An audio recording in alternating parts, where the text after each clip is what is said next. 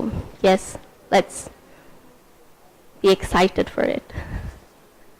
Yes, it's one. Are we rolling? Great.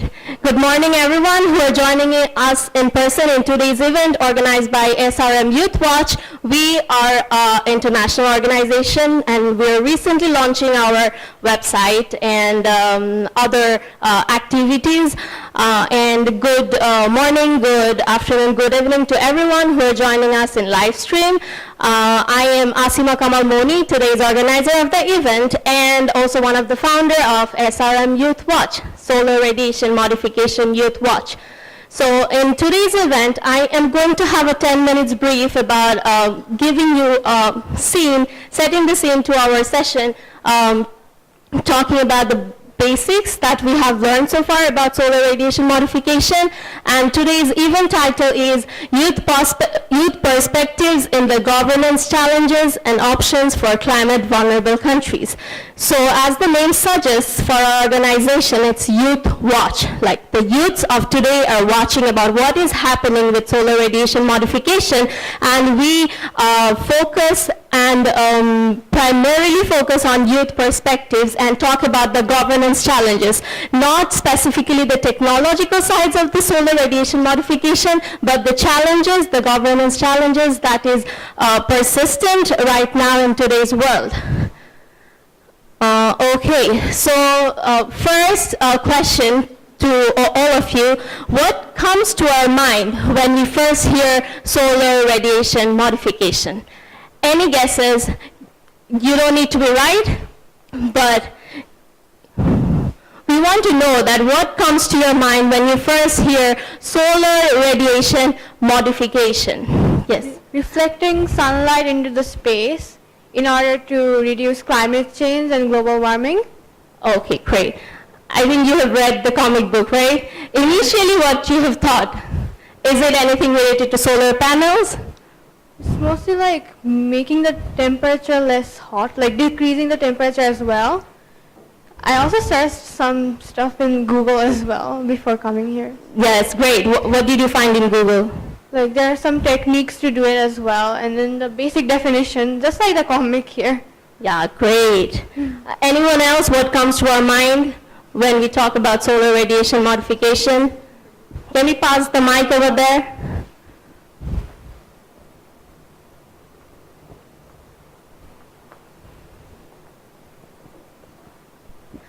You can say your name, your institution, and then say. Okay, I'm Nyekongi Amira Nyekongi from Islamic University of Technology, IUT, Bod Bazar, Gazipur. So when I hear about solar radiation modification, the first thing that came to my mind was reducing solar rays from the sun on the environment, reducing the impact it has on us as a whole, our environment, and in relation to global warming. Great. So we are more or less on the same track to what solar radiation modification talks about. So yes, it talks about temporarily, we specify temporarily limiting global warming by enhancing Earth's reflectivity. It's not a permanent thing that we can deploy or use. We now don't talk about deployment, but if the idea of these technologies are to temporarily limit for a short period of time if we might need it. Okay, so I would just give a brief about the IPCC, where scientific reports about climate change are assessed, and the governing body like UNFCCC, which is the United Nations Framework for Convention of Climate Change, they focus and look towards IPCC's report. So we are seeing here that IPCC talks about solar radiation modification from their assessment report 5 and in the latest assessment report 6, which they published in 2020. There they also mention about these technologies. Okay, so just to give a short brief about IPCC, I was fortunate enough to have several meetings with the vice chair of IPCC in our program, and they are there are hundreds of scientists from all over the world who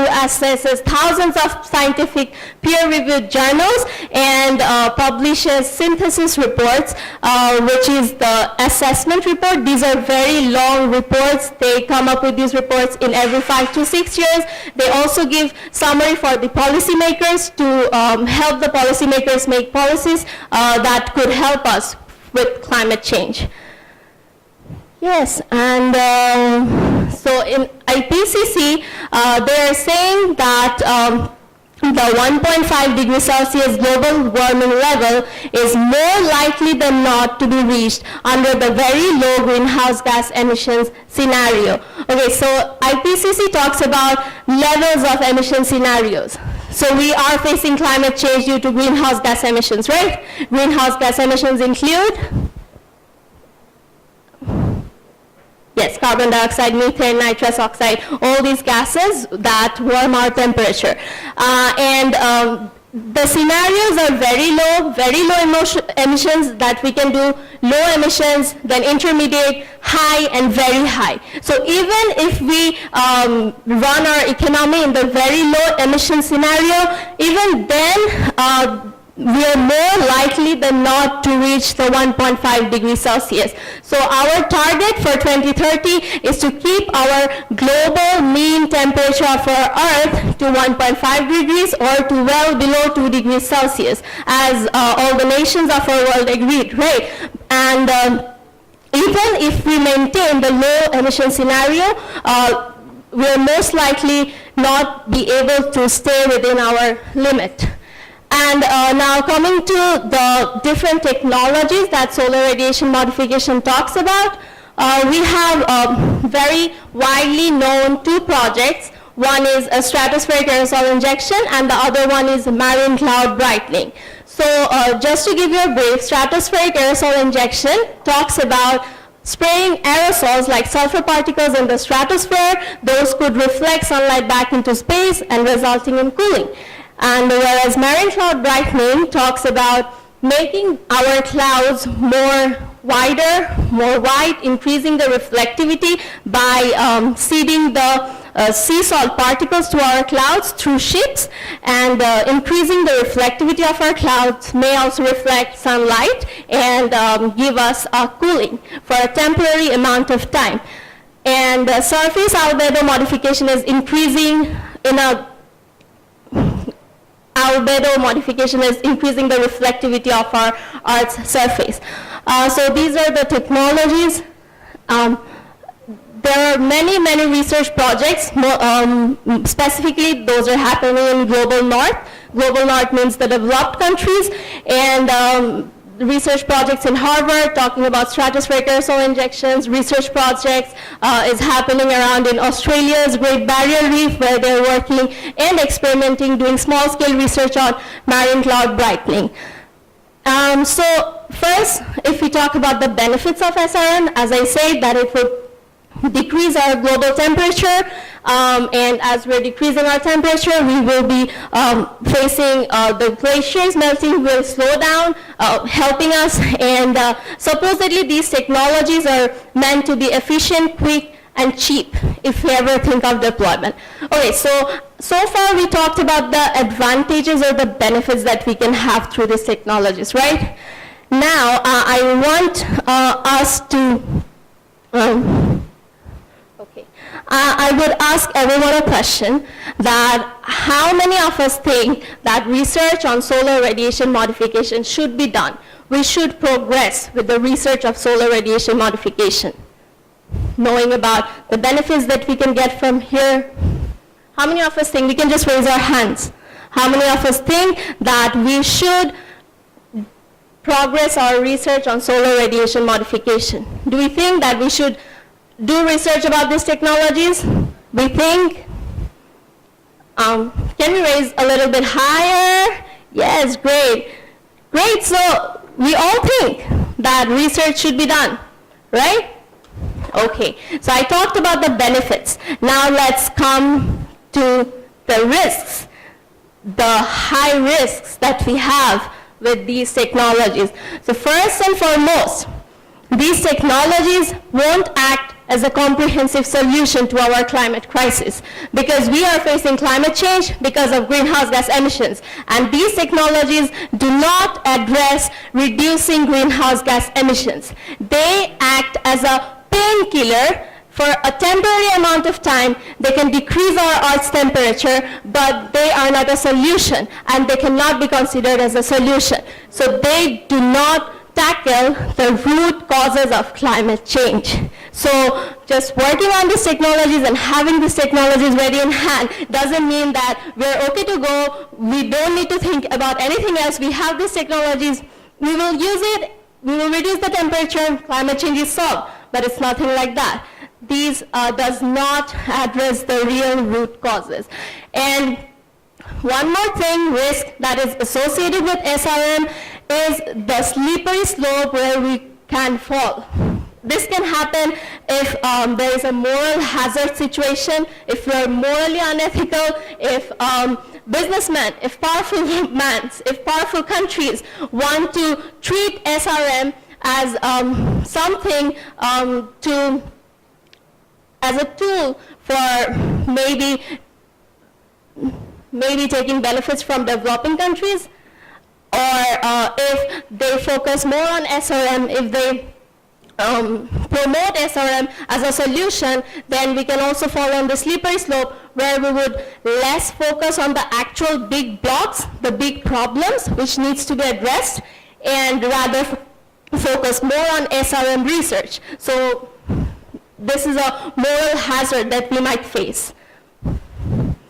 And the major risk of SRM is there is no governance framework. Okay, so let me just start. The problem we're facing today with climate change, it is happening due to industrialization, right? Since 1850s. And the historical emissions that have happened, developed countries started industrialization first, and right, they are technologically, financially very capable, and they have done more emissions than the least developed countries or developing countries, emerging developing countries, the emissions we have done. But the disastrous effects of climate change, the problems of climate change, are more faced by climate vulnerable countries, right? Because we cannot divide our climate. Their emissions are all around the world. Okay, we also emit. It's not something like that we don't emit, but they emit much more higher than we do. And here we also talk about climate justice, that what they are emitting is more, but we are facing the disastrous effects of their actions, right? And this happened because we couldn't, because the climate cannot be divided, right? We can divide our land, but we cannot divide our climate. So the same thing, the same ideology. If SRM is used, the effects that SRM will have in one country will be spread out around the surroundings of other countries, right? Because decreasing the temperature of one country will affect the temperature, the climate of the neighboring nations, of the other world. So in that case, it's also the same effect that we might face that we have been facing from industrialization. So if we are aware since beginning that industrialization can do this, then if we had a governance body that maintained, that looked after that how this industrialization emissions are happening, then maybe we wouldn't have been in the situation that we're here today. So we ask for governance about these technologies as well before even having them ready in hand, because a body which assesses, which talks, which manages everything inclusively, engaging countries from around the world and taking decision in a transparent, accountable manner will allow us to face less problems in the situation if we ever have to use this. So the problems we're facing now due to industrialization, we can tackle if we have a proper governance body. So as I talked about, that we are going to have unintended climate impacts, and there are still knowledge gaps, researches are being done, but scientists say that there might be changes around neighboring nations. There is also the possibility of geopolitical tensions where the powerful countries, the countries with power, might use this as a new colonialism tool towards vulnerable countries, right? And termination effect is also very important thing that we say is, so these technologies cannot be the decisions of one country. And if they decide, okay, we will use it now, okay, we will stop using it now, okay, we will use it again. And these decisions like this, these shifting decisions might impact our world, our climate in much adverse ways than where we started because of climate change. Okay, so I just gave a brief about what the risks there could be about SRM. So how many of us now think that research should be done about SRM? That we should still progress our research? Okay, I would like to have some ideas about why.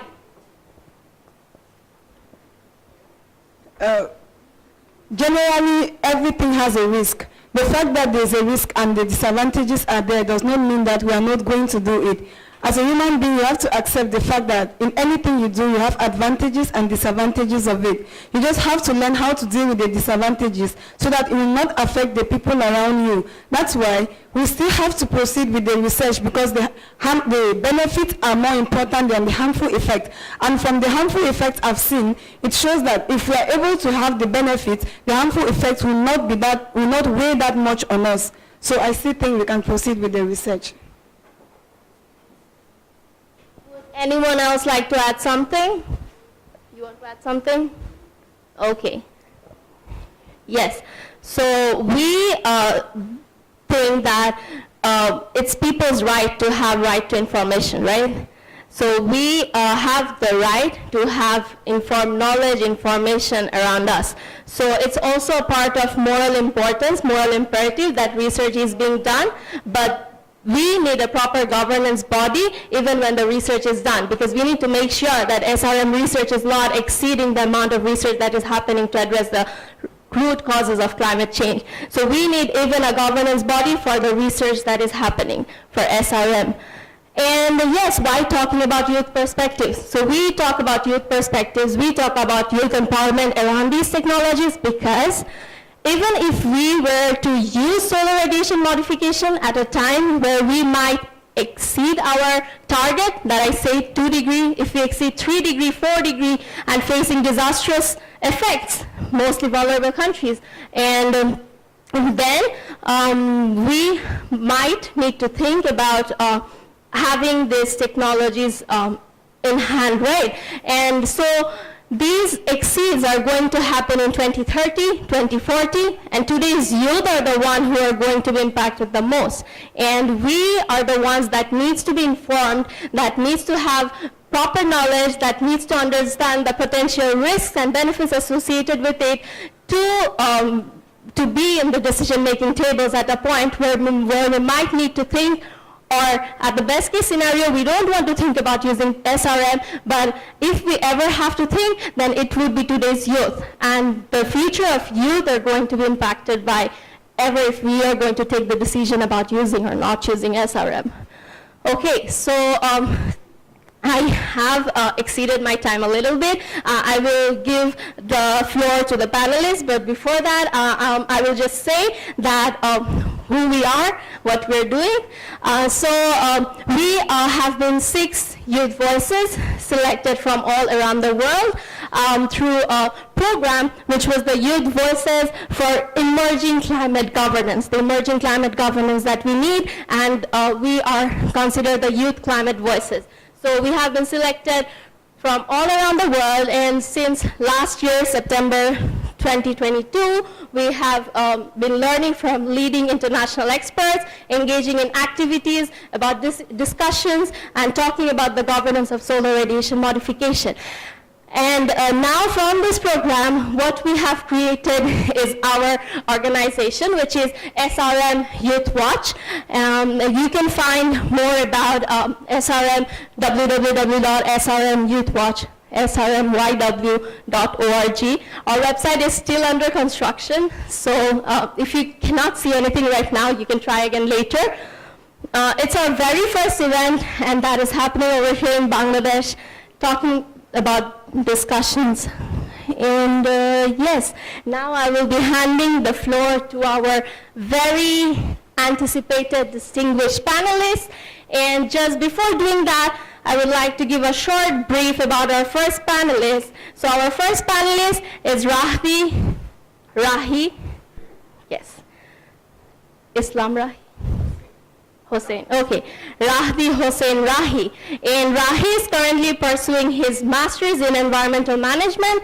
He has worked at ActionAid Bangladesh as a fellow in its resilience and climate justice strategic priority, primarily to assist in organizing ActionAid Bangladesh 8th International Water Conference and conducting an ActionAid international research on the human cost of food and fuel prices in Bangladesh. And when he is not using Ecosia to plant trees through his searches or paying free rice to donate rice grains for the UN's World Food Program, he is feeding stray birds, reading books, watching documentaries, or learning a new language. So welcome, Rahi.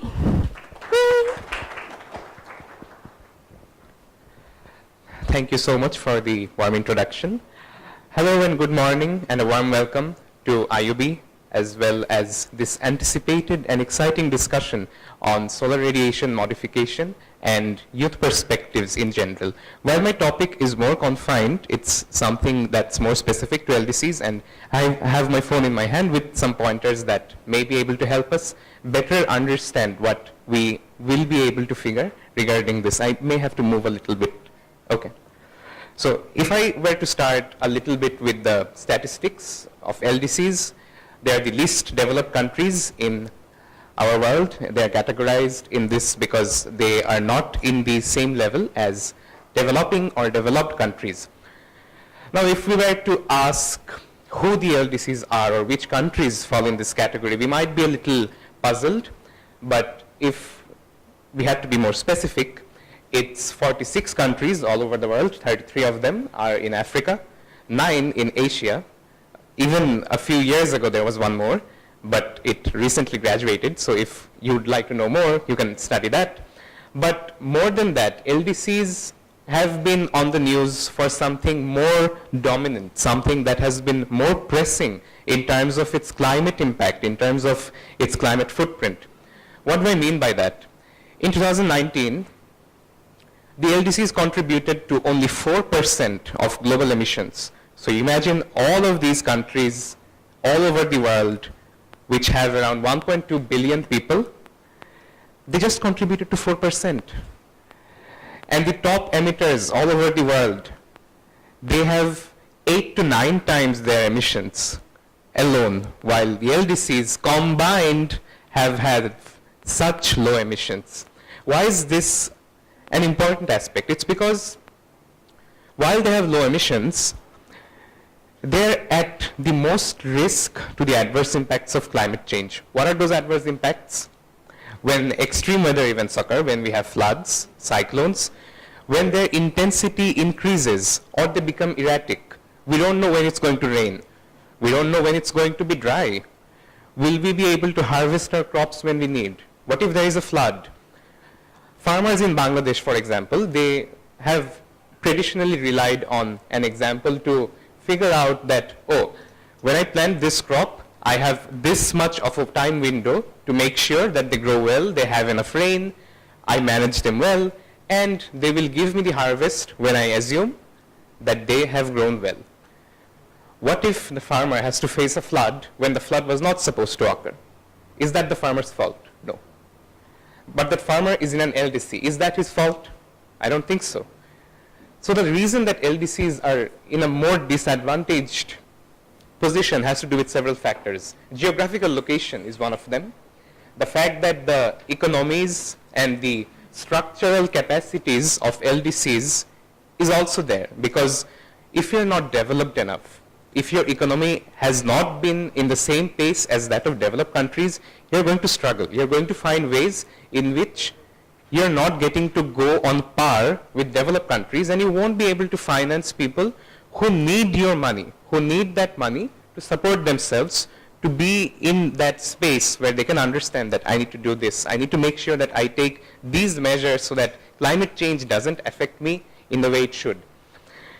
With this background of LDCs, let's talk a little bit about the technologies that we have. Now, there are so many types of technologies, I had to divide them in different parts, but two broad categories would be hard measures and soft measures. Now, hard measures include some different aspects in which either you can remove carbon dioxide or other greenhouse gases from the atmosphere, and that's mostly about carbon dioxide because that's the most dominant greenhouse gas. Methane is also there. But beyond this, you have adaptation measures when you adapt to the adverse impacts of climate change because, well, it's too much for you to handle. You won't be able to change a lot of those things. So then you go to adaptation. But there are a few more technologies in terms of hard measures. So decarbonization is one of them. You capture carbon and you think that it's going to be possible, but it's quite lucrative in terms of developed countries' perspective, not so much in terms of developing countries because there are certain challenges, and I'm coming to those challenges because it's in par with the fact that they relate to the capacity as well as the technical skills of people within the developing or the least developed countries. Because this is for LDCs, we're going to assume that there is something that's lacking for some reason or the other. They're being disproportionately affected. Now, engineering technologies as well as SRM in general has been given a very wide overview of, and I'm not going to go into details for that, but we also have the possibilities to explore some other sources. This includes bioenergy when we're using waste or biomass resources. Even nuclear power could be an example of a climate altering technology because of the fact that it's a form of technology that removes or that does not add further carbon emissions or emissions which will warm our climate, which will cause global warming, which will worsen climate change. Now, with these technologies put together, I think what we need to understand is in which way do we want to focus our priorities regarding reduction of carbon emissions, because to reduce climate change or to make sure we don't suffer so much from the impacts that we're getting to see, we need to reduce our carbon emissions, right? So in terms of that, we have renewable energy sources, mainly solar, wind, hydropower, and these have mostly been dominating, and I think they have the potential to be incorporated as the driving force in terms of a climate altering technology significantly. Why is that so? Because they have been made to become cheap. They are widely available. The sun won't just disappear. You will get sunlight. But there are also the challenges regarding the fact that what if there is not enough sun? What if you're not getting enough sunlight in a particular area of an LDC country? But you might argue that we can store them. We can store the sunlight when the sun is shining bright, and that's also part of the renewable technology mechanism. You have the potential to upgrade your batteries and other storage facilities. This is happening in developed countries, but it's going to be happening in LDCs as well. So this is one area that LDCs could focus on, because moving forward, renewable energy is going to be the name of the game. It already is, and I think an LDC like Bangladesh is doing a lot simply by the fact that it has different climate policies and plans which take into account the coming decades, as well as a Delta plan that considers all the way towards 2100 to facilitate how climate interventions in our country is going to be happening. More about challenges would be reflected to what I was referring to earlier. We have finance. So there is one statistic that between 2013 to 2020, the developed countries of the world were made to promise $100 billion in climate finance every year to the LDCs and developing countries.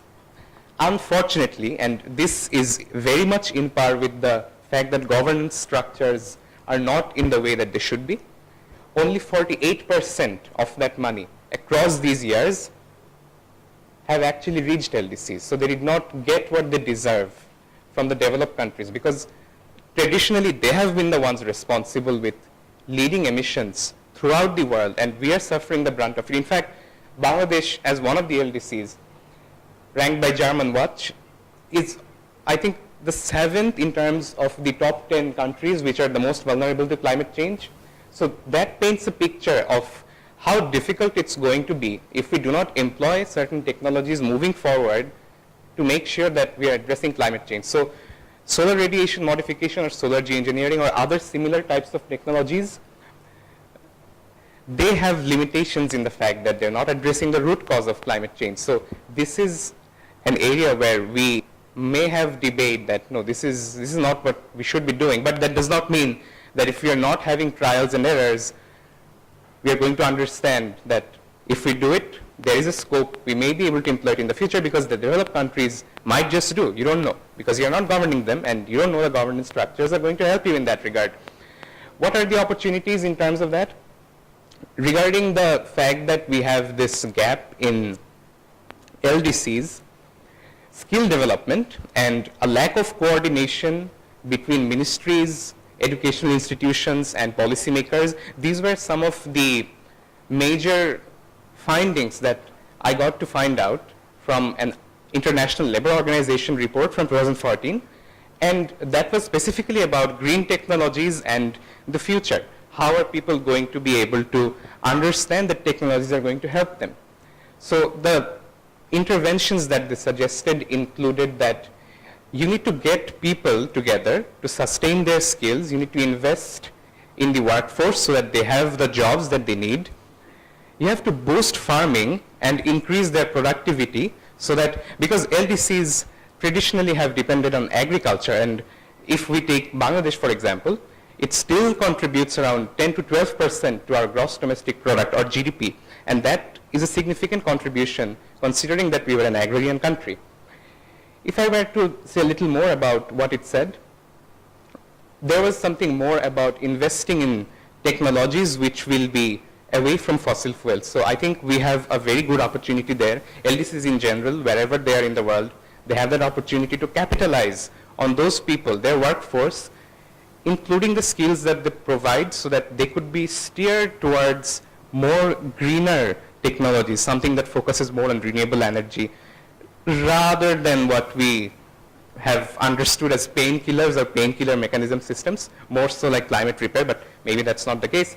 And I think overall, and these have also been reflected in the main climate documents and treaties in the UNFCCC, the Kyoto Protocol, as well as the IPCC. I'm not going to go into that because I think I too have already exceeded my time. But the fact of the matter is that moving forward, the LDCs will have a much better say in climate discussions and negotiations, especially in the previous conference of the parties, COP last year in Egypt.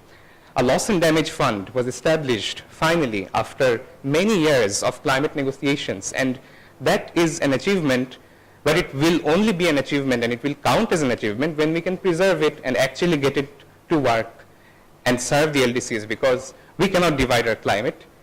We cannot live in a world where one group is always going to be disproportionately strengthened with what they have while the other group suffers. So I think when they move forward, they need to keep into account finance, technical assistance, capacity development, as well as the fact that they need to capitalize on their workforce. So as they can do that moving forward, that would be an enabling force so that they have a better climate footprint and realize that.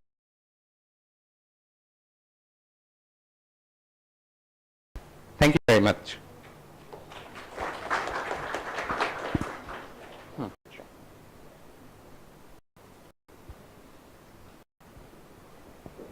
Thank you so much, Rahi, for your valuable insights and talking in depth about LDCs, least developed countries, and our economy, Bangladesh perspectives from a Bangladesh context. Thank you very much. We're going to hand the floor now to Zuhair Ahmed Koshik. Zuhair is a Bangladeshi-born global citizen. He has completed his graduation and post-graduation on disaster management from the University of Dhaka. As an elected global focal point of the Children and Youth Major Group to UNEP, that's United Nations Environment Program, he officially facilitates youth engagement in the UN environmental governance processes. He moderates numerous platforms for empowering youths to play critical and competitive roles in sustainable development by offering action-based learning programs about resilience and sustainability and providing access to resources and networks. Zuhair is also an environmental educator, and through his climate literacy program, he has trained over 5,000 youths on the triple planetary crisis. He played an active role in intergovernmental dialogues to uphold the expectations and demands of the youth in ensuring their inclusion in decision-making, propelling environmental multilateralism, and implementing the environmental dimensions of sustainable development goals. So I hand the floor now to Zuhair Ahmed Koshik.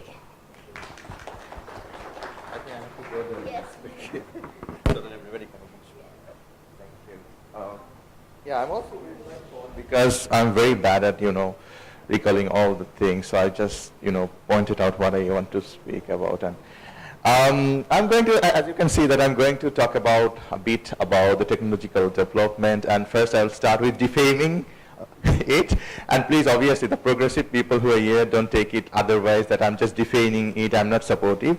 Because, the society currently we live in, obviously, we have two different pole. One who supports technological development, another side who actually don't support the technological development. Because whatever we have read in our textbooks, we have always got to know that the technological development is very much required. We need it for our development, blah, blah, blah. And we are really hungry for it. Obviously, the young people today we have in our country. But at the same time, our society has a different reality. When we have something new, we put in the society, it really doesn't accept it at all. Because I can remember when I was a student and I got to know about Facebook, Twitter and all, so then the society used to see it as a dating app. But it has a lot of functions, right? So my mom, my parents, they actually, put a veto, for me not to use that. And I couldn't use that. And I missed a lot of opportunities. What I missed? I think I sat for the higher secondary certificate examination in 2013, and around that time all the questions were revealed, before the exam date. And all my friends, they got the questions, but I unfortunately didn't get the question. And all the question when I, sat in the table and I started writing, it was very new to me, but I fortunately got A+. That's a good thing. But obviously, it's maybe one of the drawbacks of the technology, but it obviously doesn't depend on the technology, it completely depends on the person who is utilizing or using it. There are a lot of drawbacks of the technologies when it comes to, talking about parliament stakeholders who doesn't have access to it, when we're talking about countries who doesn't have wells, technology and all the things. So most of the time we see that all these technologies are invented by scientists, but these are sold or marketed by businesses and corporates, and their motive is not, it's clear that their motive is not to serve the community, rather they focus on making profit out of it. And that's how they, misuse the technological development, and they use it for making money. And this is how, in some cases, maybe in most of the cases, technological development actually make rich richer and make sometimes poor poorer.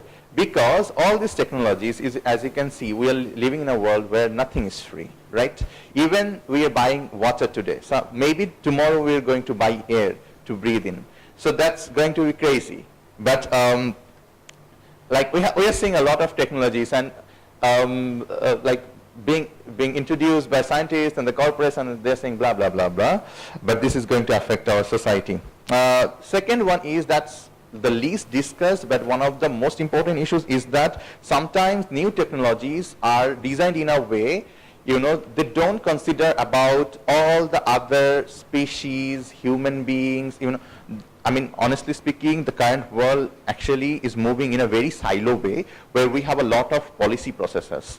We have a lot of processes, and those work in silo. They don't actually consider about okay, I'm taking action today and how this is going to affect others, right? Every decision, every actions has pros and cons, and that's we need to consider. And sometimes we have seen a lot of technologies, even the plastic was considered as a life-saving technology, right?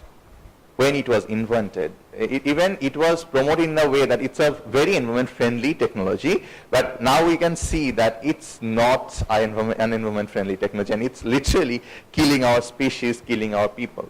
And this is how, sometimes technologies, they affect, some technologies, I'm not saying all the technologies, affect delicate balance in the nature and ecosystem.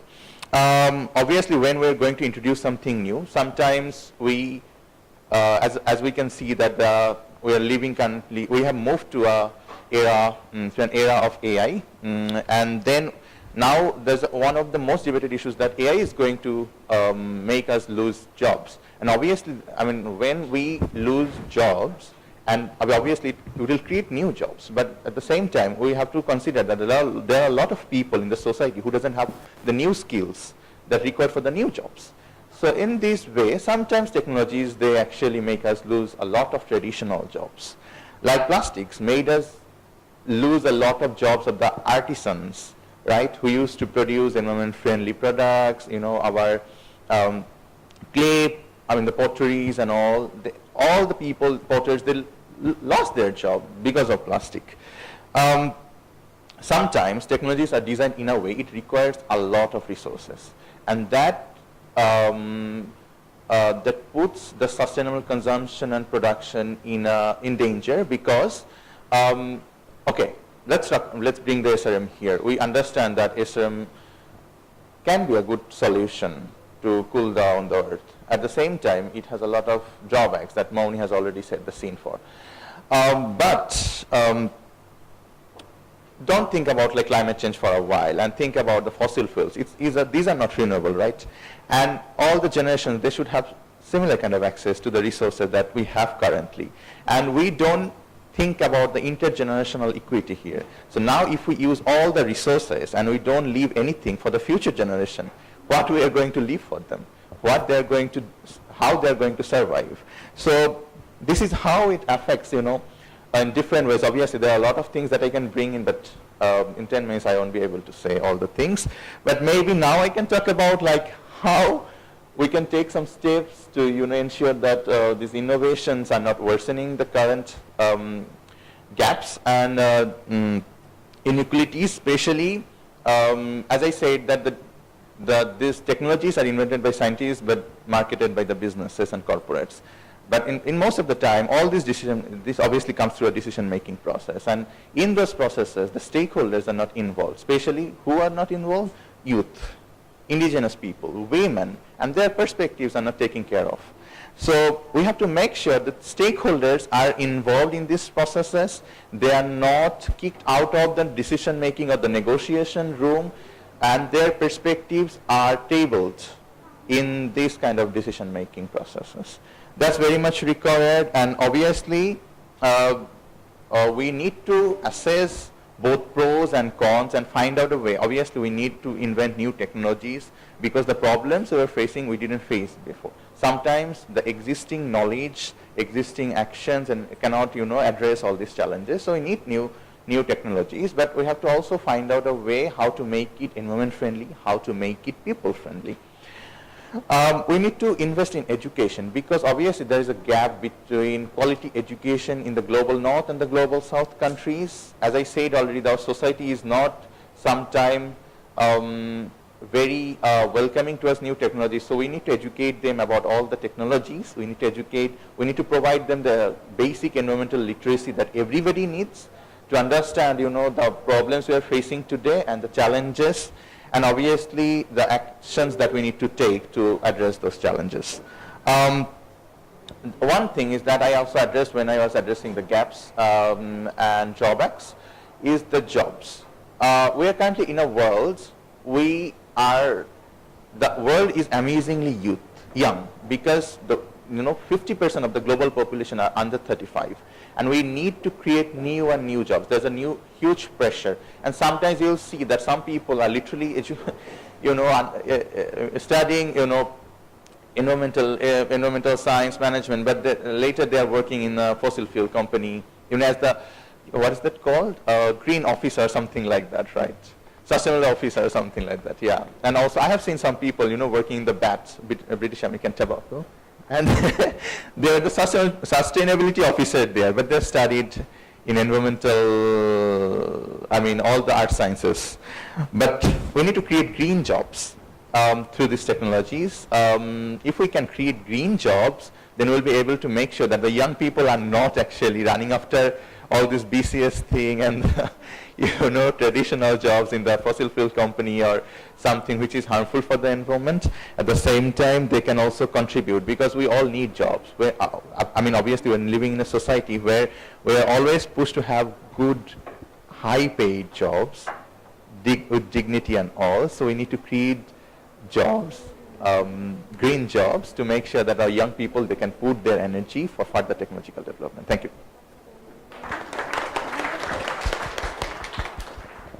Thank you, Zuhair Bhaiya, for your valuable insight. It was eye-opening for us to know, right? Are we enjoying the session so far? Yeah. Great. Please have your questions ready. You have a copy and your pen. Keep your questions noted. We will have a question-answer session, and your questions will be answered then. So please note down your questions in the notebook that you're given. Now, our last panelist for today is Sharnila Nushat Kabir. So Sharnila Nushat Kabir is currently working at the Embassy of the Federal Republic of Germany in Dhaka as the political and press officer. Throughout her career of 5 years, she has gained experience across diverse roles, advocating for policies on youth empowerment, climate change, and sustainability. She has worked in the southwest coast and the northern shores of Bangladesh to empower youth groups and support community resilience. She completed her degree in environmental science with a minor in global studies and governance. Very important, we're talking about governance here. We're focusing on governance here from Independent University, Bangladesh. So we're handing the floor to you, Sharnila. Thank you so much for having me today. Don't know how to switch. Okay. Right, so I'm here to talk about youth voices and inclusion in governance frameworks, and it's really nice that I'm in a room full of youth. So I'd like to first start with understanding our friends here from the schools today. I'd like to understand what class you're in, how old you are, what you know about climate change, right? So if I can just start with you, Apu, you were very vocal at the beginning. What class are you in? I'm in 8th grade. You're in 8th grade. Are all your friends in class 8 as well? What about this table? You're in class 8? Okay. From this table, what class are you guys in? We are from Alfred International School, and our 8th grade and 9th grade students is present here. Great, thank you so much. Are you also from the same school? Okay, amazing. And I also see we have our university friends from IUB and also IUT, so thank you for coming all the way to Boshundhara to hear us speak. We look forward to hearing your questions when we do start. So when I was in class 8 or class 9, I will be very honest, I didn't think that climate change was too much of a problem. So I find it really amazing that you are here today to hear about climate change, to actually understand these topics. When somebody asked me when I was in school what the biggest environmental problem was, I just say pollution or plastic or something like that, right? I didn't know what climate change was, why it was an issue, what are the causes behind it. And as a result, if anybody ever asked me what I felt was a problem, I would not be able to answer. But nowadays, it's changing. We see a lot more school students being aware about climate-related issues, and it's thanks to people like Zuhair Bhai who do, environmental courses, who do advocacy, and people who are on the ground, who are helping our youth to actually be more aware and learn about these topics. Now, why I start with this is because when we want to include youth voices in governance, we actually need youth who are aware. We need youth who are actually understanding the problems they are facing and are able to vocalize it. So when I say able to vocalize it, if somebody from the government or if somebody from an NGO or a high-level authority comes to you and asks, why do you think this is a problem? It's not enough to say, oh, it's because it makes me feel bad. You also have to say why it makes you feel bad and what you think might be a way to improve it. So as Moni said, I have worked in the northern regions of Bangladesh, so across Kurigram, Gaibandha, Rangpur, in the Chor areas. So Chors, for those who don't know, are riverine islands, and they're one of the more climate vulnerable because of droughts and really intense flooding. And I've also worked in the southwest coastern belt, where we have, as we know, cyclones, persistent flooding, waterlogging, as well as salinity issues. So this impacts agriculture, this impacts livelihoods, and people are not able to even get fresh drinking water because the water they get from their soil are so salty. Now, what I have seen is NGOs in those areas, as well as the government, are doing an amazing job in working with the primary schools, in working with the government, in helping these children at the root level actually understand what these problems are, why they are causing it, and the children now are one of the biggest sources of advocacy, of activism, and as well as community mobilization. So when I say community mobilization, it means these children are able to actually convince their parents, their grandparents, as well as their neighbors about issues related to climate change, about issues related to disaster management. One such example I'd like to give, there is an NGO called Friendship. They work vastly across Bangladesh, but one of their most impressive work is in the northern regions. And we met some students of their school, primary school. They may be 6 years old. So you all are teenagers, right? And these kids, they were like 5, 6, 7, 8 years old. And they are some of the most vulnerable communities. So they come from an area called Romari, that's all the way in the north. If any of you have ever have a chance to go to the north, please do visit. And it is a very flood-prone area. And these children, they actually hold plays, they tell stories, and they tell their communities ways to safeguard themselves against sudden flooding through these little plays they learn in school, through rhymes, through stories. And this is a great way for children to actually be involved in, say, disaster preparedness, to be involved in ways to actually help this community be more safe against climatic issues. Now, how this plays into the governance aspect is actually two-sided. I personally think that we are doing a great job in Bangladesh right now in terms of having youth advocates, having youth activists who are speaking at a global scale. We have, again, as we heard, he's gone to the UNEP, he works with international communities. We have many other groups. So in IUB itself, we have an Institute for Climate Change Research. It's called ICAD, International Center for Climate Change and Development. And they have a youth wing where they're very involved with the LCOI, so that's the youth wing of the Conference of the Parties, the COP. They're involved in various youth activism training things.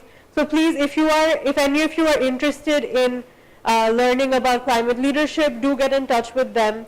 We have our YouthNet, they're a Bangladeshi activist group, and they represent Bangladesh in various forums. They were in the Paris talks earlier this year, and what they do is they are very inspired by the Greta Thunberg model. They're on the streets, they do Climate Fridays, they do marches.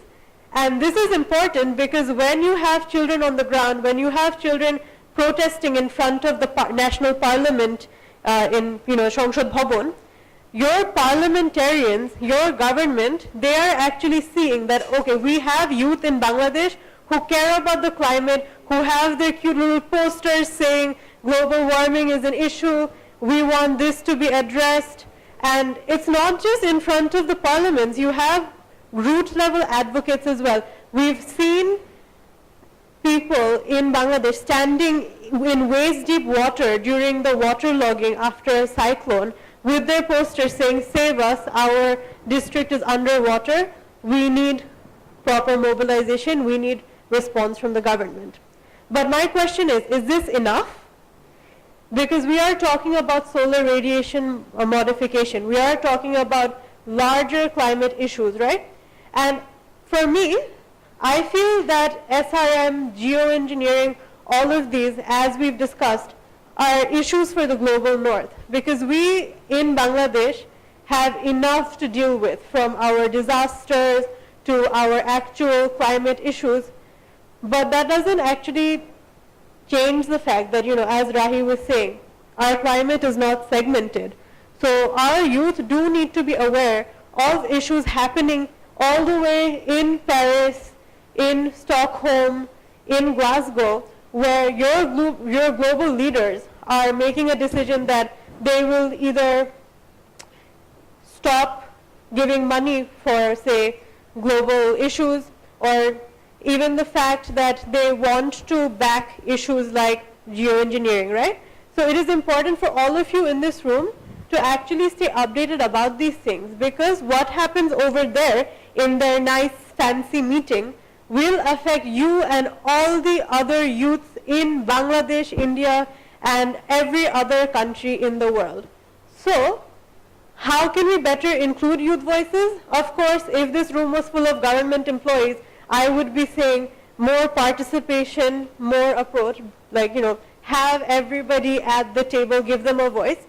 But I will applaud our government. The Bangladeshi government has been doing their part. They do hold discussions.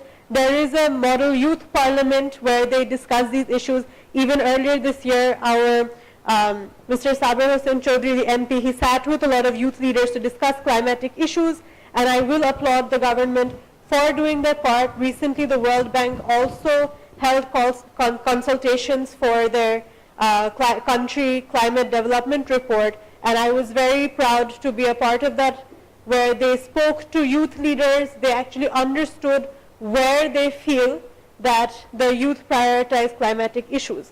So people are doing their part in involving the youth voices, but again, this room does not really have that many policy makers, but we do have youth. So what I will emphasize on today is you all actually staying aware and doing your part in advocating for climate-related issues. Because there are enough people in policy making or advocacy or authoritative roles who want to hear from the youth, but there are not enough youth in Bangladesh who actually speak up, put their hand up and say, "Oh, I have an opinion, I see something going wrong, and I want you to make a change for it." So please, I want all of you today, when you get out of this room, to actually think, okay, I live in Dhaka, or my village is in, say, I'm from Faridpur, so Faridpur faces flooding. If any of you are from the northern regions where there's river erosion, if you're anywhere from the south, do reach out to your friends or family in the villages. Do reach out to your families back home and ask them, what are some issues that actually impacts your way of life? What is something that you feel needs to be addressed at a policy level? Write to your MPs as a school. Write a letter to the government. Say, "Hi, I recently learned that Bangladesh used to be part of the, used to be president of the Climate Vulnerable Forum. I think it's great that we have a loss and damage fund. These are some areas that I feel needs to be addressed." And if you start doing that, if other school children start doing that, we can start holding our leaders accountable. We can actually start making an influence in how decisions are made at an international level. Because I have seen enough youth leaders individually working, but it's now time for all of us to come together. Because there are people like Rahi, people like Zuhair Bhai, people like myself, and other more well-known youth activists who are working in climate change. But again, it's just one person working individually. So do take this as your biggest takeaway, that how can I, in my role, make a difference in advocating for climate change, for climate altering technologies, or even influencing how my city cleans up water to prevent dengue. Think about these things. It makes a difference. Thank you. Thank you so much for empowering our youth today, Sharnilapu. Okay, now we are going to see our animation video that we have developed. You can already see the comic book that is in front of you. And in our program, I was in the lead of developing the animation video and the comic book, which I will play now. So let us take a look at this. I'm ready to light the comedy dibo. But then again, where's the light? Volunteers. দেখুন তো।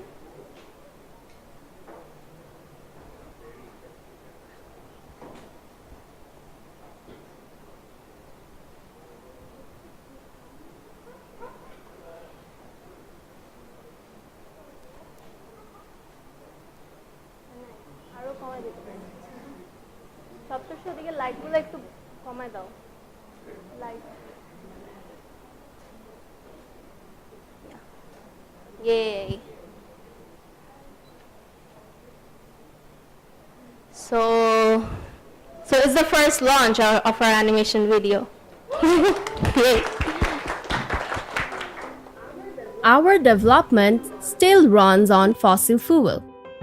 Even though we have agreed to limit the global mean temperature increase to 1.5 degrees or to well below 2 degrees Celsius by 2030.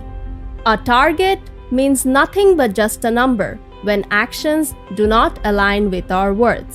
What the future holds for some is unbearable. Hence, scientists and others discuss that it might become necessary for humanity to try something radical like solar radiation modification as a painkiller for rapid climate change. Studies are being done on such interventions. They focus on reflecting sunlight back into space, resulting in cooling through techniques such as painting surfaces white, seeding clouds with sea salt particles, or spraying aerosols in the stratosphere. But as good as it sounds to be true, these technologies may also produce unintended consequences that ripple all over the globe and could lead to a butterfly effect of disastrous events. For centuries, we have demonstrated control over spaces and natural resources by establishing borders. But can we divide our atmosphere? How do we plan to govern discussions that can affect the global climate? Today, we will explore how one of the most arguable discussions of one of the most impactful technologies of the 21st century is taking place among people from different regions of the world.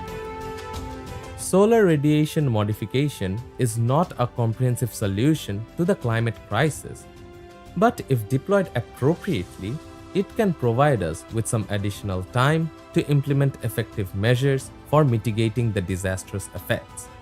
Also, governance is a broad term. We even need governance to assess whether a technology should or should not be utilized. Additionally, the governance of research is very, very crucial in this field, as without it, we can fall on a slippery slope, where we might focus more on SRM research and less on the actual solutions or cures for climate change. I agree that it might be helpful in situations where climate vulnerable countries would be struggling to adapt to climate change. But I am skeptical about who would be in control of this decision and how we make sure that it would not be by groups of powerful countries or private companies. They could also treat SRM as a new facet of neocolonialism towards developing countries without any accountability regarding its potential negative consequences. Also, when it comes to research, there is no such things as small scale. Research has endless potential. How can we confirm that something tested on a small scale will yield the same outcomes on the larger scale?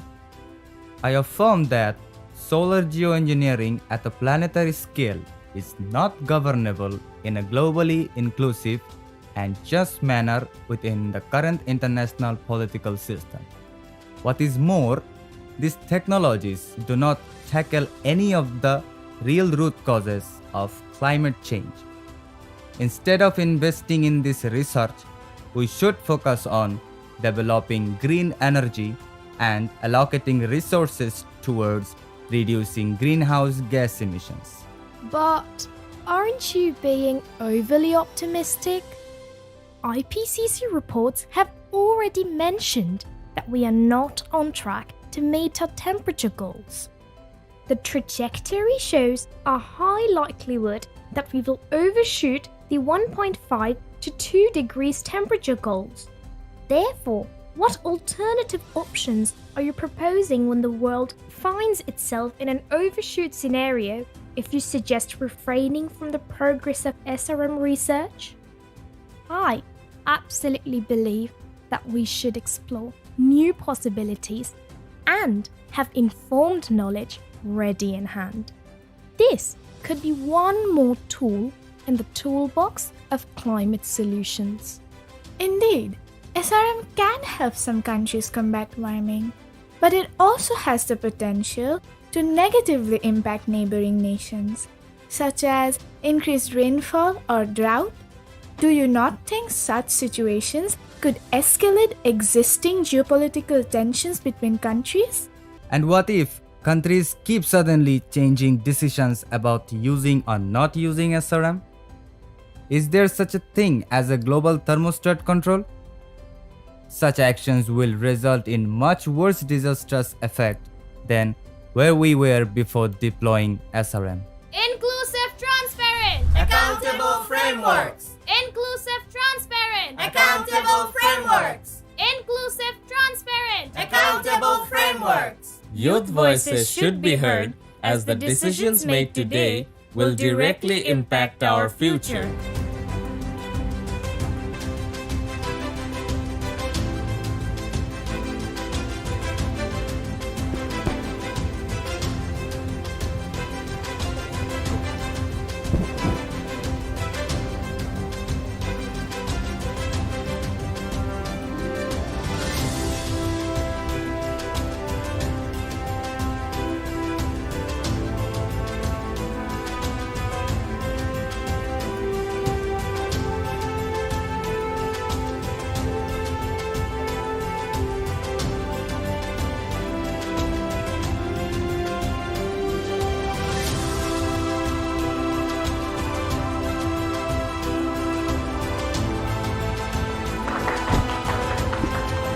Okay, so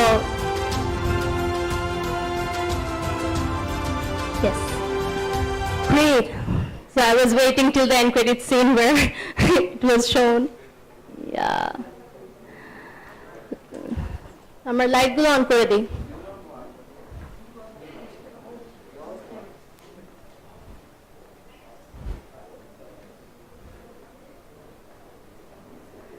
Okay, so I would just mention what this video talked about. Anyone who wants to say anything or any questions or just give a brief description about what you understood from the video. I apologize for the low volume, I understand, but it was a technical concern that we couldn't solve.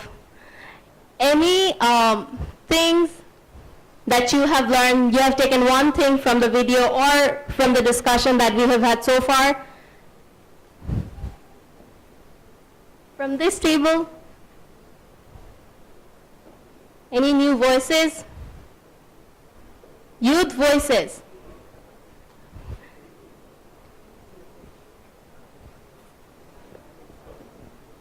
From the video, what I understood was what they were trying to show to us was exactly what you said at the beginning. They were trying to talk about solar radiation modifications, the pros and cons involved, if they should actually continue the research or not, and why they should continue the research and why the research should not be continued. They gave the advantages and the disadvantages. We gave some advantages like the fact that it can reduce the temperature to about 1.50, less than 2 degrees Celsius, and gave some disadvantages like it has a big effect in neighboring countries. We have drought or heavy rainfall. It also, I think that's the main thing I noticed from the disadvantages. And also that they should listen to the youth's voice from the last statement. Thank you. Any school children or people from there, anything you liked the most about the video or anything that you have got, any information? Okay.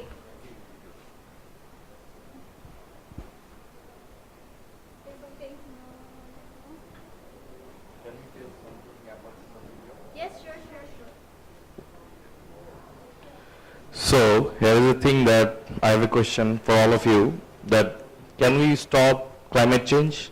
If yes, then how?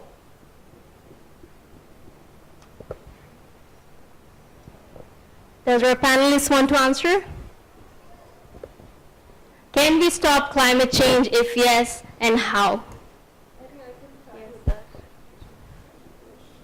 Thank you. Sorry, I missed the first part of the question, but what I take it is you just want to know if we can stop climate change, right? Okay. You're from IUB? Okay. So basically, I'll just stand up for this one.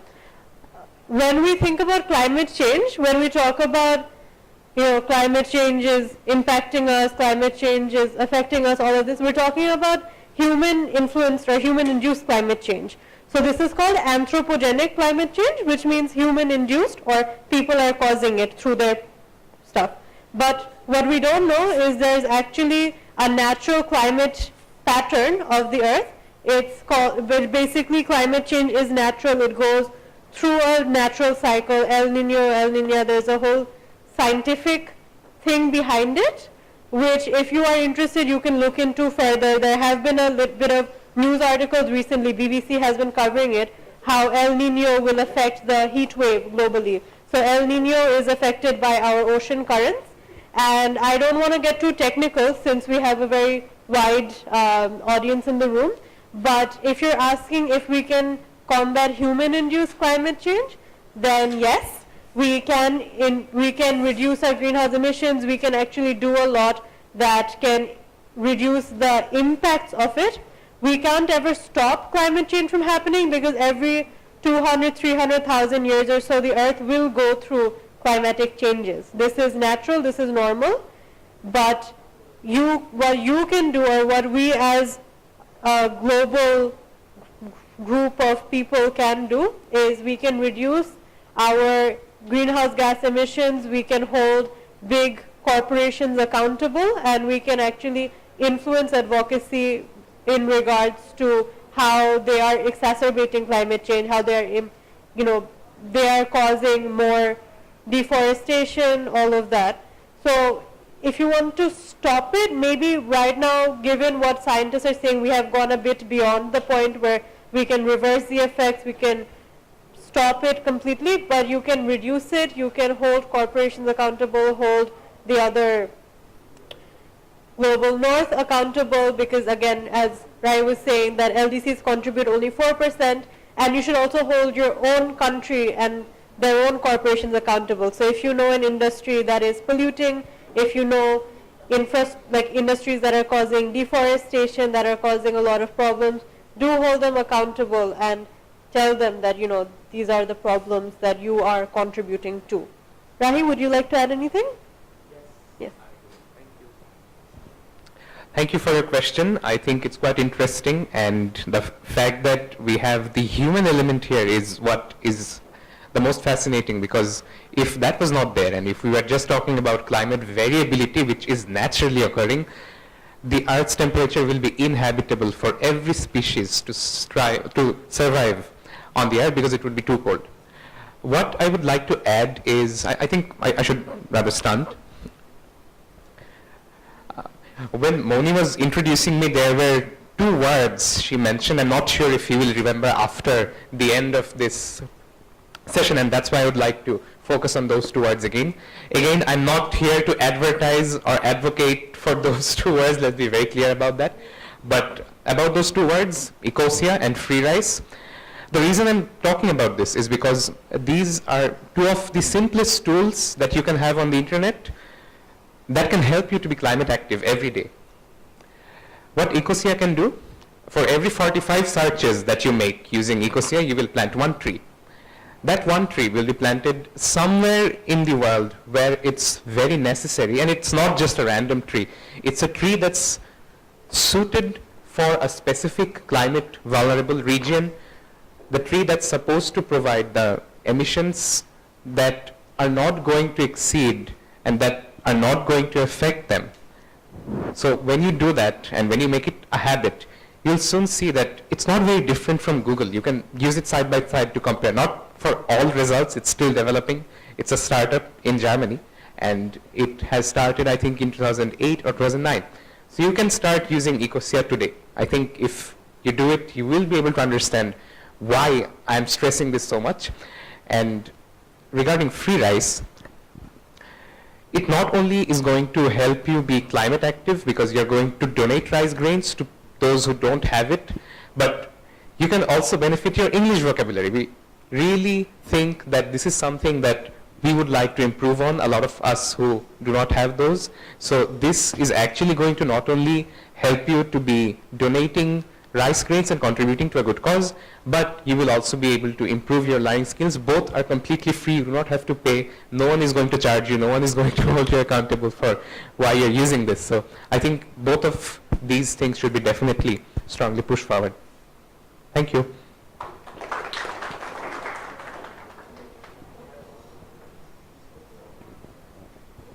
I think we cannot stop climate change. It's a natural process. I mean, it's happening from the beginning of Earth, and it's not even, I think we should discuss that how can we stop climate change. Rather, we need to slow it down, right? Because we need to get to the business as usual that we had earlier, and how the climate was changing in a way. Then in that situation, the people and the inhabitants were very much,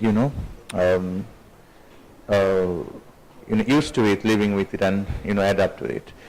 It's kind of the now the climate change we are experiencing is that we can compare with, like, having a bus running on a hilly slope when you're standing and you're not being able to stand because it's moving very fast and it's jerking. So we're in that kind of situation now. So we need to change it. We need to make it smooth. We need to slow it down. That's what we need to do. Yeah, we cannot obviously fully stop climate change.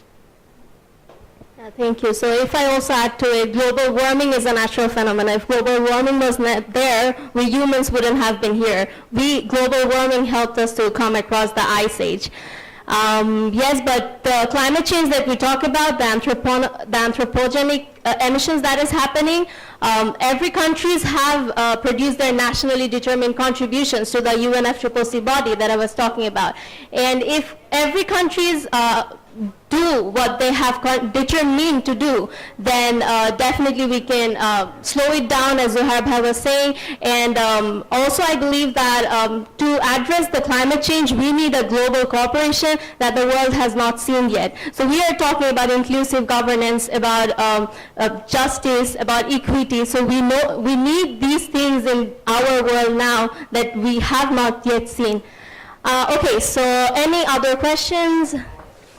Wow, great. Let us take one from here.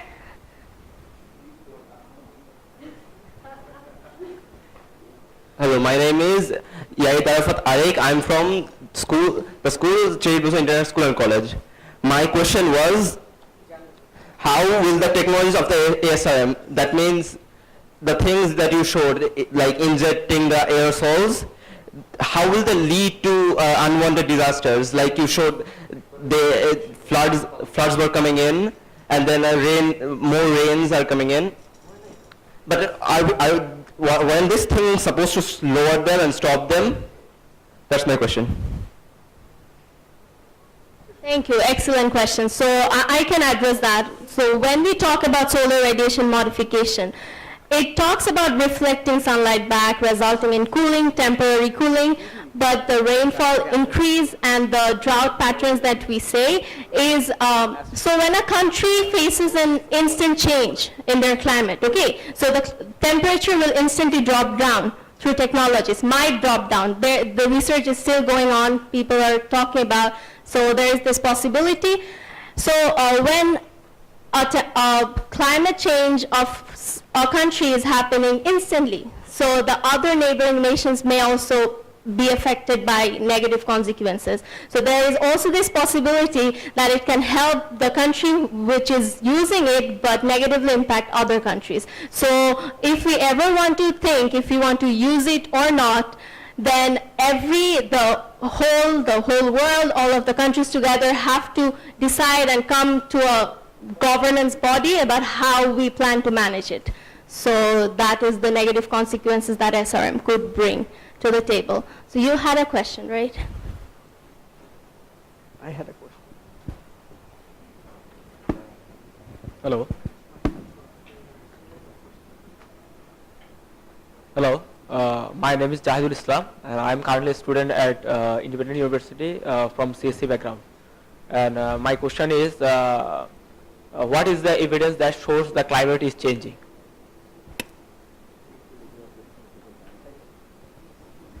So in the beginning, we talked about IPCC reports.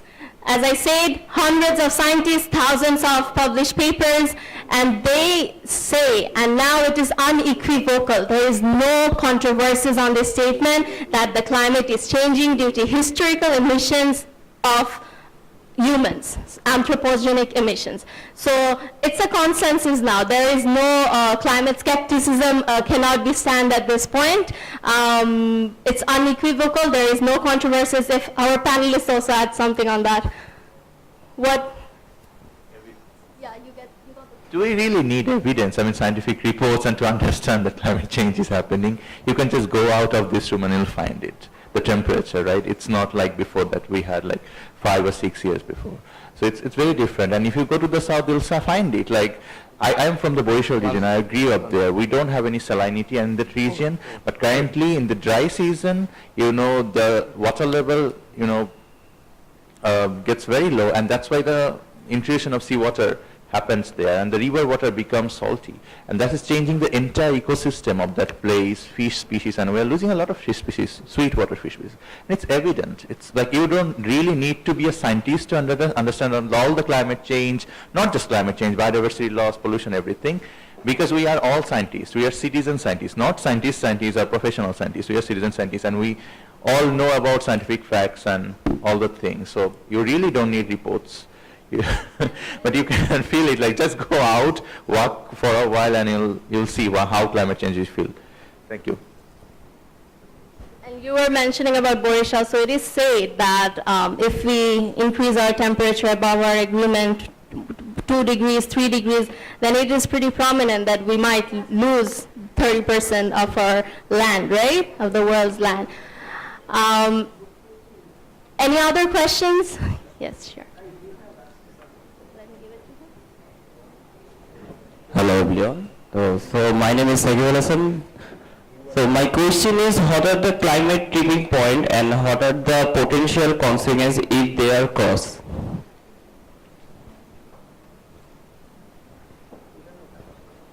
Climate tipping points.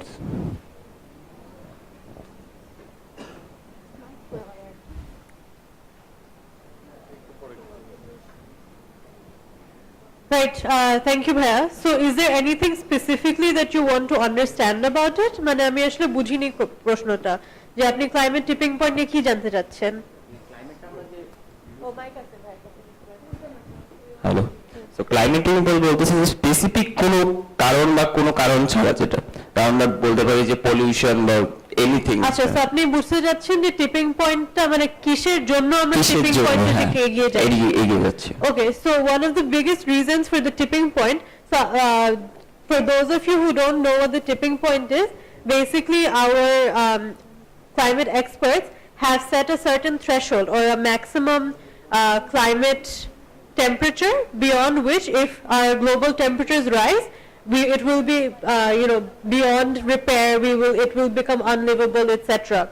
So to answer your question, one of the biggest causes for going towards a climate tipping point, as Moni said at the beginning, was rapid industrialization, unplanned industrialization, and the emission of greenhouse gases without any actual care for the environment. So the more greenhouses we have trapped in our ozone layer, the more greenhouse gas effect, the temperatures rise, just standard science greenhouse effect. But if there's anything you'd like to add on this. Thank you, Sharnila. Thank you for your question, Bhaiya. I would like to add one point about the ozone hole. If we are aware, there is an ozone layer in our stratosphere, which is the second layer of the atmosphere beyond the troposphere. The troposphere is what we can see around 8 to 15 kilometers from the Earth's surface is troposphere, and beyond that we go stratosphere. The point about ozone hole that I would like to make is, if the scientists and the global community did not come up with the consensus that chlorofluorocarbons, or CFCs, a group of compounds which deplete or damage the ozone layer, we would have had a much worse ozone hole today. If I remember the statistics correctly, this is important because we need to understand the magnitude of how much the ozone layer is helping us. In 1993, there was most probably 23 million square kilometers. That's a huge area if you imagine every single corner of the atmosphere of the Earth. So if that was as high as 30 million kilometers squared, just 5 years later, I think that puts a picture of how much the depletion of the ozone layer was happening. But ever since the Kyoto Protocol came into being, ever since the Montreal Protocol came into being in 1989, this ozone hole started to reduce, which is good for us, because if we have a wide ozone hole, we will have sunlight penetrating the Earth's surface, and that would lead to some very dangerous things. It would cause skin cancer, cataracts, and different kinds of health problems. So if we were to not have a consensus on that, I think we would have been in a much worse position, especially if we were to live somewhere closer to the South Pole or the North Pole or the colder regions. Thankfully, as people in the tropical regions, we have enough melanin.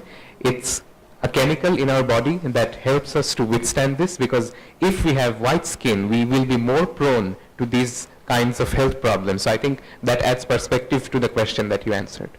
Thank you. Thank you.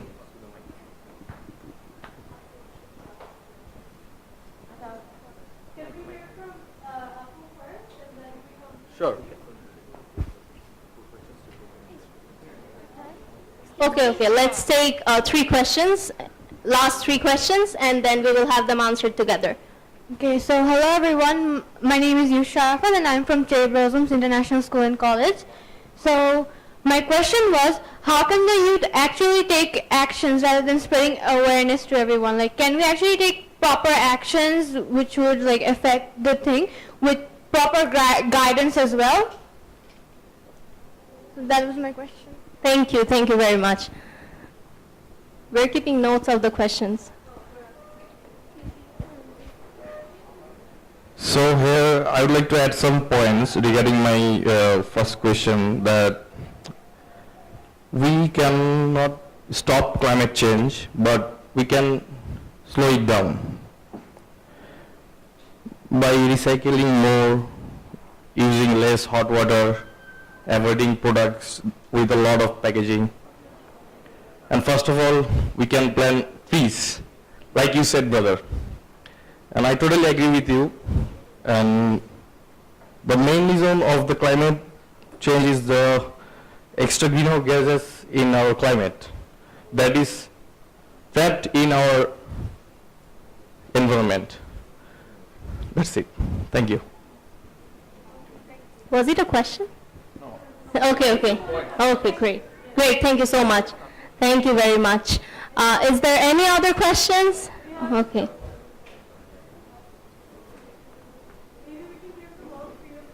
Okay, yeah, sure.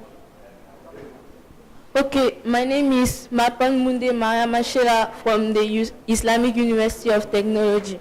Okay, after all the alternatives taken and those that are still to be taken, I think we all got the point that it has advantages and disadvantages. Okay, of course we want to achieve this goal, but what are we going to do about the disastrous sides? I mean, all the disasters that are going to be the output of it. What are the measures that can be implemented to avoid them? What can be the measures to avoid disasters? Okay. And another question? Okay, there is a lot. Hello, my name is Nafisa Sultana Shukti and I am from Alpha International School and College. So my question was, what should we do as a developing country and what are the other countries that are underdeveloped can do about the climate changes? Thank you. Okay, let us have these 3 questions answered then, or, okay. Hello, I'm Jubaida Hussain from Alfred International School and College. As you said that in one of your videos that in SRM there sunlight is being reflected out of the earth. Won't this affect the ozone layer of the earth?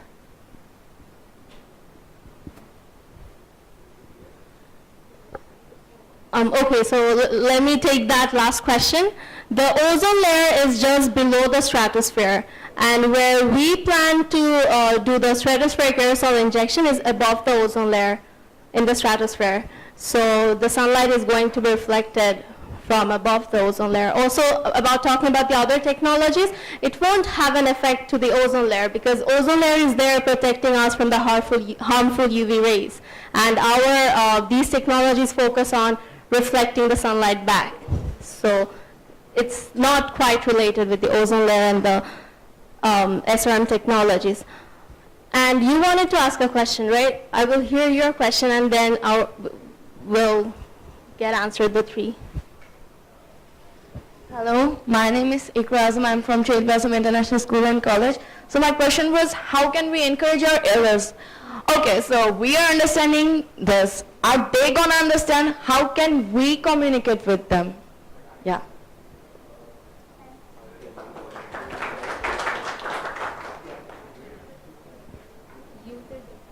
Yes, so I will start with addressing both questions. So Apu, starting with you on how the youth can play a more active role and also simultaneously answering, and then I'll pass it to the panelists to answer the rest. So how the youth can play an active role. So I'll give an example of myself. So when I was in class 7, I was 14 years old. I actually started volunteering with my friends. So there were a lot of these NGOs, youth-led organizations where they would do day-long cleaning of drives. So I remember when my sister and her friends, they cleaned up the Gulshan Monani Lake. They wore gloves, they had trash bags, and they cleaned it up. We helped put trash cans across different roads. We advocated for safe water. So you can get in touch with groups like the Green Planet Club. They're in IUB. They do a lot of volunteering initiatives. The event that we're here for today, Green Genius, that's actually for students from school and college to share ideas related to environmental issues, solutions for that, and also talk to your teachers. Ask them if you can do community service activities, form clubs within yourselves.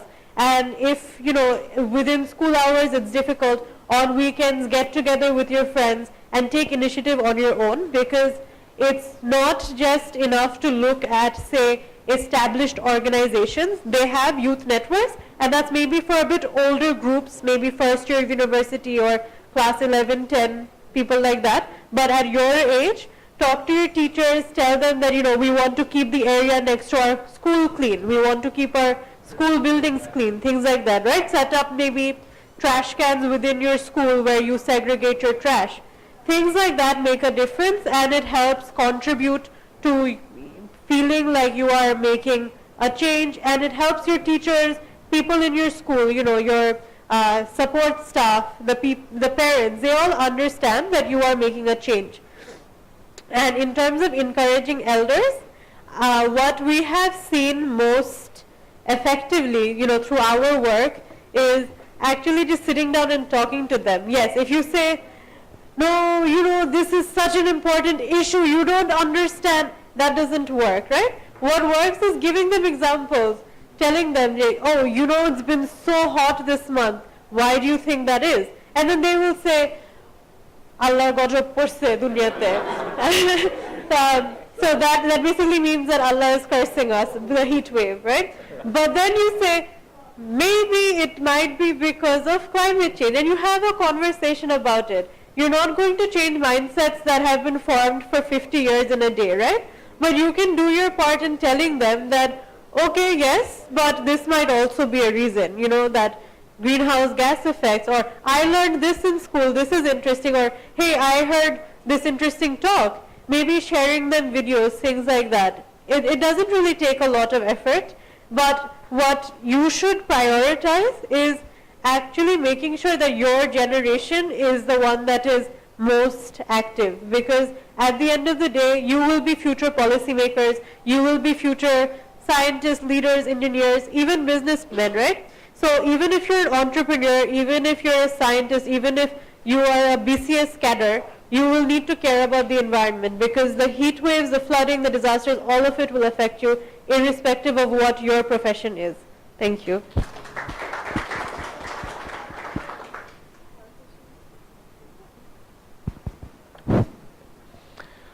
Okay, thank you for the question about how we could avoid disasters. That was, I think, one question from the table towards the left.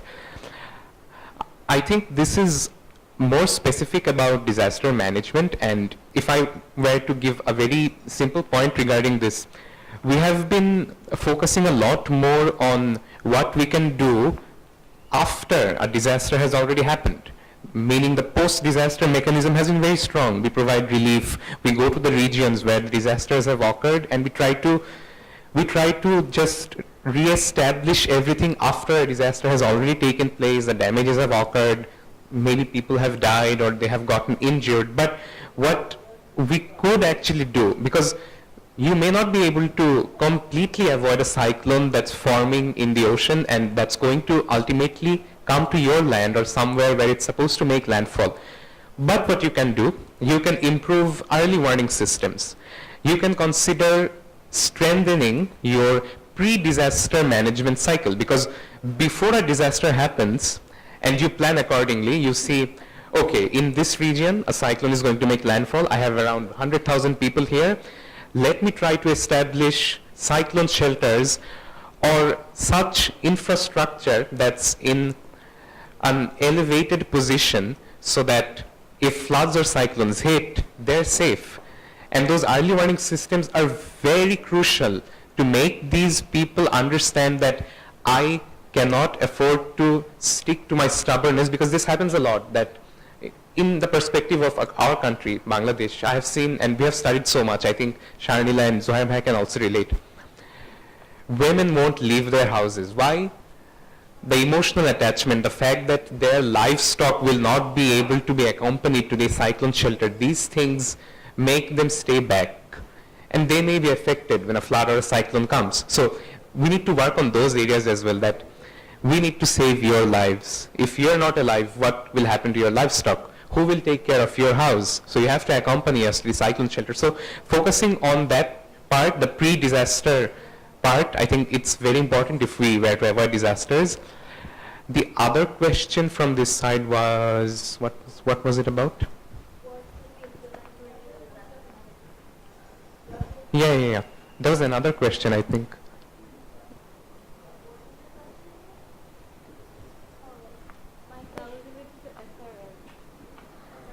My question was, what should we do as a developing country to help our people? Thank you. That was what I was asking about. Sorry, I missed out on that. As a developing country, because we do not have as much finance as we could have, like a developed country, to finance a very high-scale mega project which would consider SRM or some other technology, what we could do is we could focus on a more harnessing kind of approach where we take into account our nature and the different ecosystems we have. So for those who don't know, we have 5 ecosystems in Bangladesh, which are the coastal zone, the hilly areas in the northwest, and we also have the Haor or the shallow depressions towards the northeast, where for about half of the year it's inundated, but in the rest of the half you can actually grow crops, and that happens.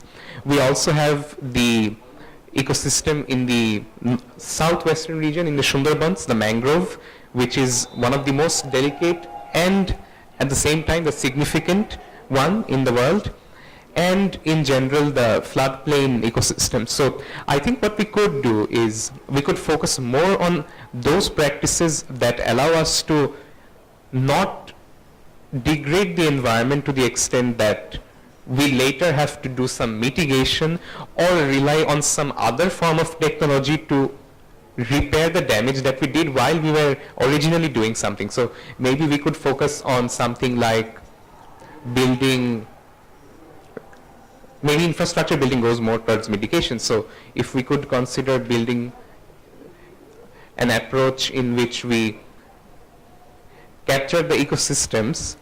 One such example is a floating garden. So in an area where we do not have enough land, maybe we can establish a mechanism where we can cultivate vegetables and fruits which would not have been otherwise possible in a floating garden system. So that's quite common in the northeastern system. There is this one very interesting example that I learned from a video in The Economist, which showed that in the chore areas, Sharnila was mentioning about chores, the sandbar regions or the riverine islands which pop up when land accumulate, the sediments accumulate, we can consider options like pumpkin farming. And it's a lucrative option. In the northwest region, it has been studied that farmers who are not able to cultivate their lands because either there is not enough land or the land is not good enough to cultivate the vegetables that or the fruits that one is looking to do, they can actually look to do so in the sandbar farming region. So I think this could be another option. Thank you. So yeah, thank you. I mean, we got a lot of interesting questions from our people. I will first address the disaster management one because I'm a disaster management student. I was a disaster management student. So disaster only happens when it meets our vulnerabilities. So if we are vulnerable, if we are not capable, then it will be a disaster. Otherwise, it will just be a natural phenomenon, right? So a lot of floods that happens, but it cannot, create any loss and damage, then it's not recognized as disaster. That remains as hazards. And also we can remind that what happened during the COVID time. There are a lot of people who are not affected by this COVID-19 because they had a stronger immunity system. But other people, even in the class, you'll find there are a lot of students, they get sick easily. But some of the students, they get sick easily because they have a stronger immunity system. We really have to do that for the community. We have to find out what our vulnerabilities are. We have to reduce those. And we have to provide them education skills so that they can also take preparations when any natural phenomenon happens. So that's how we can address. It's exactly the basic of disaster management. Disaster management is equal to hazard into vulnerability. We need to reduce the vulnerability because sometimes we cannot reduce the hazard. It's a natural phenomenon. Secondly, the question was what we can do, what developing countries can do. As we can see that the developing countries, it's not like that we don't have resources, we don't have money, we have resources and we cannot utilize those. That's the problem. So what we could do, we could perhaps find out a way to utilize our resources in a very cost-efficient way. We should reduce our dependence, from other countries, from foreign loans and everything. We should find out a way so that we can utilize our resources in an efficient way, which can be helpful. And for that, we need to address the corruption that we have in our country. Corruption is one thing that is actually draining a lot of our resources, monies, and everything. So that's one thing that we could do. Also, we have to find out the traditional knowledges that we had. Often in Bangladesh, we can see that we really like something. Really like import something from outside, because that's a money-making process. So when we import something from outside, we can find out a way to do all the corruptions and, increase our balances and everything. I don't really want to be pessimistic. I don't want to transfer that. But yeah, we need to address the corruption and everything. And in decision-making process, all the projects are running in Bangladesh. I find in climate-related projects, they are not being effective because the stakeholder perspectives were not considered in those projects. Even the beneficiaries, we do all these projects for whom? For people, right? For the poor people or the people who are the victims. But their perspectives are not taking into the considerations. That's why all those projects fail in Bangladesh. So that's why we need to bring their perspectives in. And also, another question, well, how young people can make adults climate literate? Encourage them to take climate action. You have to be very diplomatic, honestly speaking. This is a party A and party Y. Party A is the party adult and party Y is the party youth. And obviously there will be a lot of disagreements because they don't see the world that they have a different lens of seeing things. And that's why when we'll approach them, we have to go with defined goals and objectives. We have to share with them that these are our goals and objectives. Obviously make it very ambitious so that when you negotiate, you can reach in a middle point. If you just make it like, something, so if you make it like Everest, you'll be able to reach to maybe the Keokaradang or something else. If you make it Keokaradang, then you will end up in the Cox's Bazar Sea Beach. So that's what we have to do. We have to increase our negotiation capacity. We have to be very diplomatic.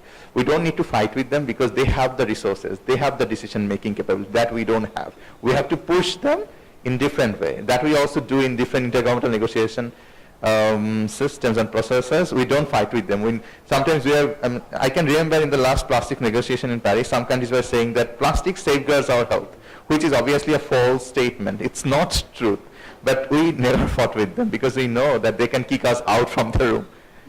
So, yes, that's how you need to make people agree on your point. So we are towards the end of our event, and thank you panelists for joining us today. Thank you for your valuable experience and insights.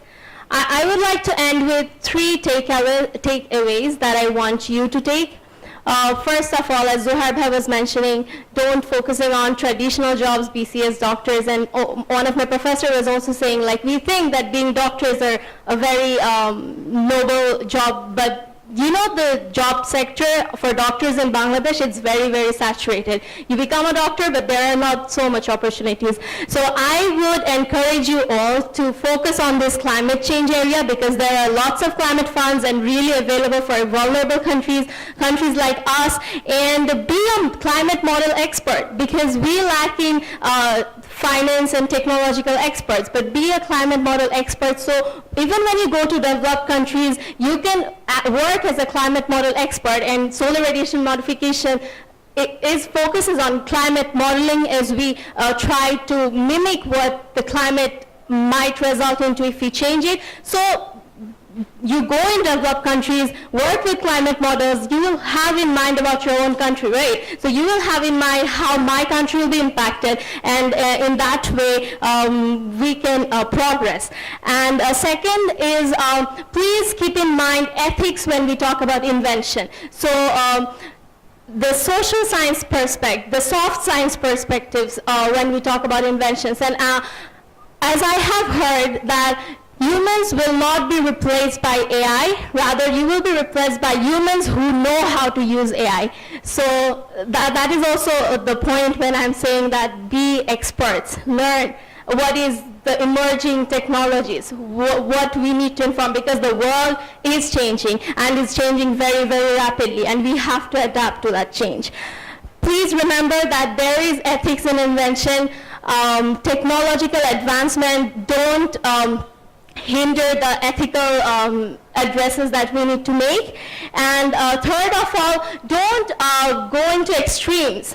In the solar radiation modification debate, there are 2 poles. Some scientists are signing agreements that we ban non-use agreement for solar geoengineering, and some scientists are doing the research. Millions of dollars are being funded for these researches. So let us try to see the balance that we need to have. let us not go into extremes. Let us consider both the benefits, both the negative consequences, and have informed knowledge ready in hand so that we can address whenever we might need it. Because if we are researching beforehand, then we will have informed knowledge when we need it, right? So yes, those are the 3 points that I want you to take, and that brings us towards the end of our event. Thank you for joining, and your certificates will be provided. Lunch is also there, and yes, Chief? Okay, yes, I will also take closing remarks from panelists. Okay, so the fun fact that I want to share, the Moni has said that we really need to develop our skills to do a lot of things, because currently we're living in an era where we cannot define our, I mean, we have multiple affiliations, right? And we do multiple jobs. So this is a fun fact, don't take it seriously. Where should we get the inspiration from? We should get the inspiration from Zee Bangla and Star Georgia serials, where actresses are doing everything.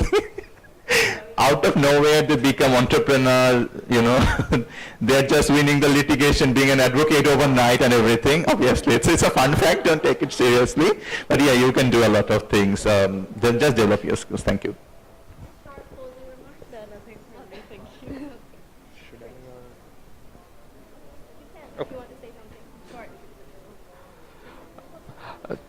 I would just like to thank everyone for making it to this discussion, because it was quite informative, and the fact that we could make it engaging by having our interactions enrich the discussion, and we have been able to come to this position because we have had them. So thank you for making all the hard work to come to IUB and to participate in a discussion. I think it will give you at least a few, if not many, perspectives as you move forward in your daily life. And please consider being climate active in the most small or the smallest ways possible, because when you make conscious decisions and when you have ethics on your side, no one can stop you, no one can conflict the points that you have with you. Thank you once again.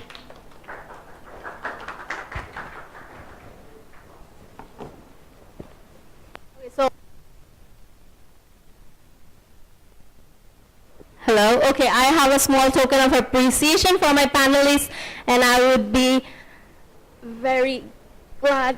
So, Sharnila Apu.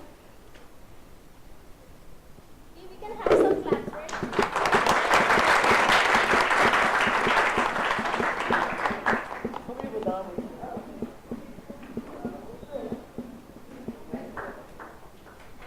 With this background.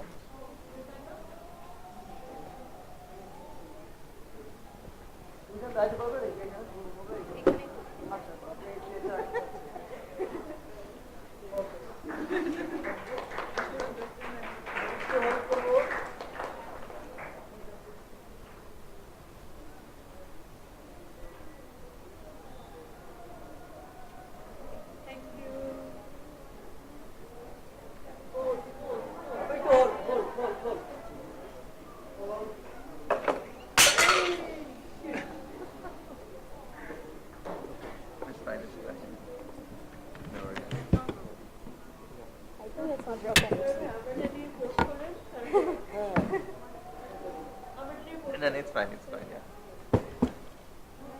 I think I'm returning but Namon has it.